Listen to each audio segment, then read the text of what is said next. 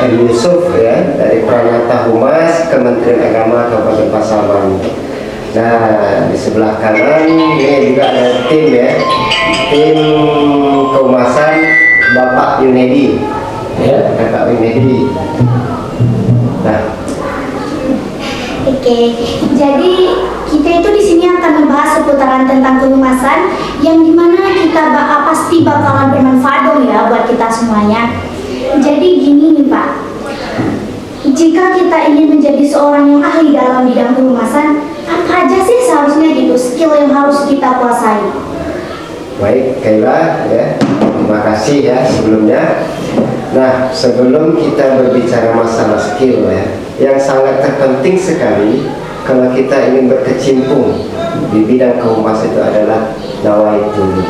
Nah, niat kita, keinginan kita untuk apa?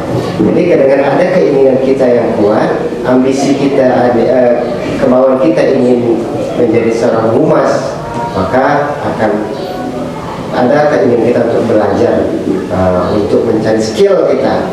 Nah, yang penting sebenarnya adalah niat kita yang penting itu pertama. Itu sangat penting sekali, kemauan. Nah, niat kita mau belajar humas. Kalau tidak mau gimana? Kita susah nanti itu untuk mendapat skill itu. Nah, dengan kemauan itu maka akan kuatlah kemauan kita untuk belajar, untuk membentuk karakter kita, menambah ilmu kita untuk menjadi seorang humas. Jadi itu yang pertama. Nah, lalu untuk berbicara masalah skill, yang penting sekali adalah ilmu masalah kehumasannya, ilmu masalah humas. Baik itu bagaimana kita belajar tentang jurnalistik, cara menulis berita itu. Nah, itu karena salah satu tugas humas itu adalah memberikan informasi melalui siaran naskah berita. Nah, jadi kita harus belajar ilmu jurnalistik, ilmu menulis berita. Itu skill yang pertama. Yang kedua, ilmu mengenai masalah keprotokolan itu sangat penting karena humas juga berkaitan dengan masalah protokolan. Dan yang ketiga juga masalah ilmu tentang fotografi. Nah, tiga hal ini mungkin saya menurut Bapak ini yang sangat utama yang harus menjadi skill kita menjadi seorang humas. Bagaimana Pak sudut pandangnya menurut Bapak gimana?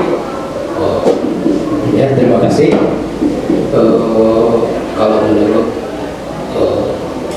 dari sudut pandangnya, bagaimana yang disampaikan oleh Bapak Abi tadi itu sudah mencakup semuanya. Tapi harus ada yang perlu digarisbawahi oleh seorang kehumasan, yaitu mampu berkomunikasi secara efektif dari berbagai pihak, termasuk masyarakat, media, dan instansi yang kita kunjungi. Yang kedua itu mampu menyampaikan informasi dengan jelas dan tepat dan baik dan tidak bertele-tele. Sebagai publikasi dalam media itu mampu membuat komitmen publikasi yang menarik dan informatif. Nah, itu yang keduanya itu mampu mengelola media massa, media sosial, yaitu atau website untuk keperluan kehumasan. Yang ketiga itu mampu berinteraksi dengan media massa dan membuat pernyataan resmi. Itu yang penting. Ya, sekian. Jadi kita juga tahu ya Pak, kalau manusia itu nggak luput gitu dari cobaan ya kan. Nah, jadi apa sih dan bagaimana gitu upaya Bapak dalam menghadapi kesulitan di dalam bidang kehumasan ini Pak? Ini siapa nih? Boleh Pak, Bapak. Jadi Bella ya, seperti yang disampaikan Pak Dedi tadi kan, yang salah satu memang ada pertambahan perlu juga ilmu komunikasi tadi. Nah, disitulah kalau dalam masalah kehumasan itu kan banyak kita menghadapi yang namanya, kalau masalah dalam bidang kehumasan itu kita menghadapi isu-isu publik ya, serangan-serangan publik yang bisa merusak nama citra dari sebuah lembaga. Maka dalam hal ini seorang humas disitulah kita belajar ilmu komunikasi tadi, ilmu keprotokolan, ilmu kejurnalistikan. Jadi sehingga dengan ketika adanya satu isu-isu ya atau rumor-rumor yang artinya merongrong kelembagaan kita, maka di sini peran humas yang mampu melakukan komunikasi yang baik ya, dia akan melakukan komunikasi dengan pihak-pihak tertentu.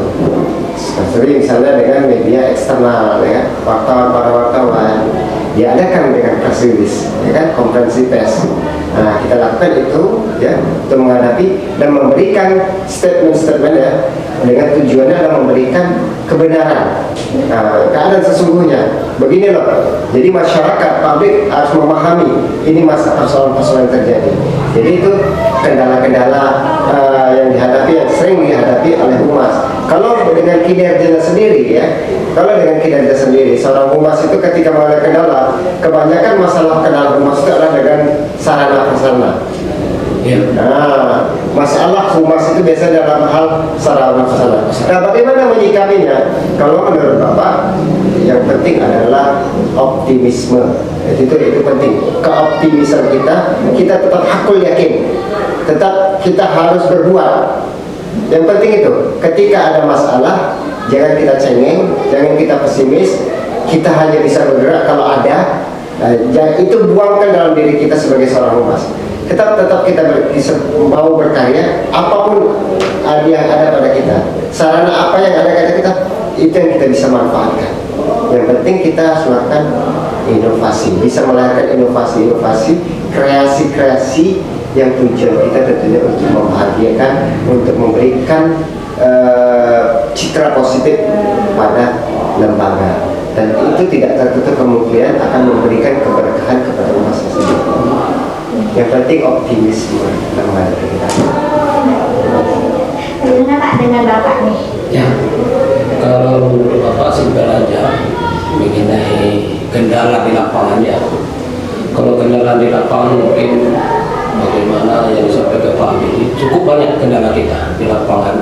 Saya laku seorang kehumasan, yang pertama pekerja kita ini dikatakan berat, dikatakan ringan, enggak juga.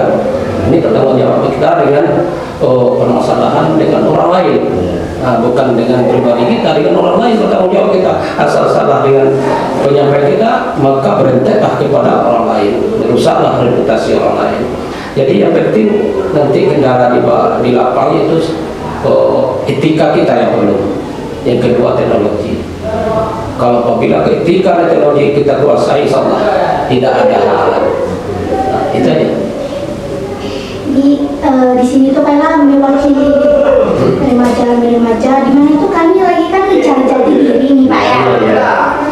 Boleh dong Pak kasih nasihat buat kita biar nanti itu buat di masa kami kalau udah besar tuh nggak menyesal gitu Pak.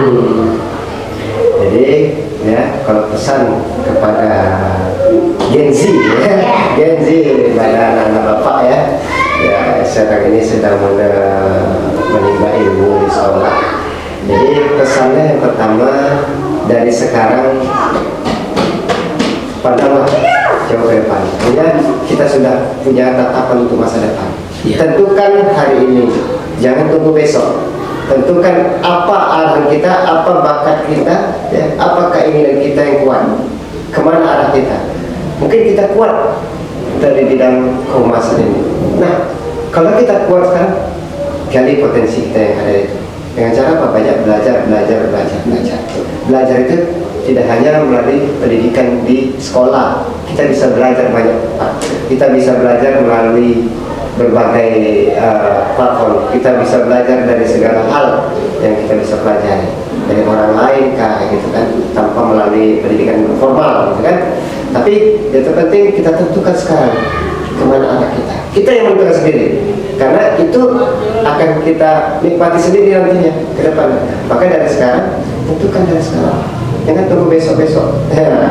Tetap untuk masa depan. Yang terpenting adalah untuk menentukan sikap kita pandangi orang tua kita ingin bahagiakan mereka.